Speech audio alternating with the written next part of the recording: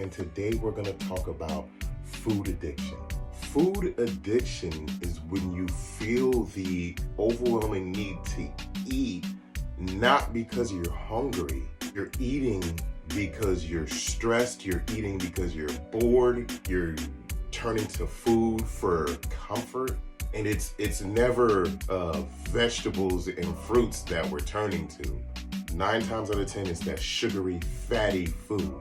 There's nothing wrong with enjoying food, especially in moderation, but when we enjoy ourselves just a little bit too much on a daily basis, this leads to weight gain, low energy, health issues like type 2 diabetes, heart disease, stroke. It keeps you stuck in that cycle of guilt after every time that you binge. And there's a lot of us that will try to cope with our addictions by calling ourselves a foodie. And that's just a way of masking the fact that food has more control over you than you have control over yourself. So what can we do about this? What are some actionable steps that you can apply in your life today if you are suffering with food addiction?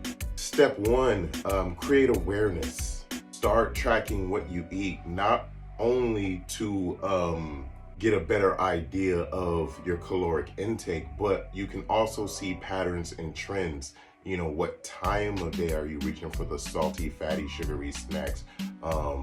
Is it after a stressful meeting with the boss, or is it after you have to deal with your kids or your spouse? Like what time of day are we reaching for these foods that are not so good for us in excess? Step 2, set boundaries. Do not keep your trigger foods in the house. Everybody knows my trigger foods are Oreos. One of my trigger foods are Oreos. Another one is peanut butter, but I'm better with peanut butter. I can control myself with peanut butter. But Oreos, I will eat a whole sleeve.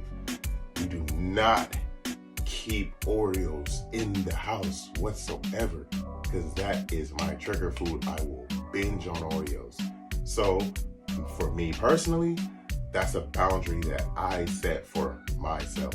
The next step is find alternatives. Swap out those late night snacks for a healthier, lower calorie option, or just replace the emotional eating altogether. When you feel like you want to go and snack or binge on something, man, go for a walk, call a friend, reach out to a family member or your spouse for support, which is a perfect segue to my last point.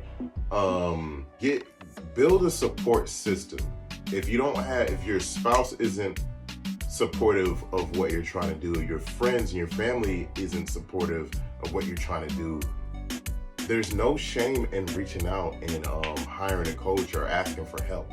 Because at the end of the day, food is fuel and it should serve you, not control you.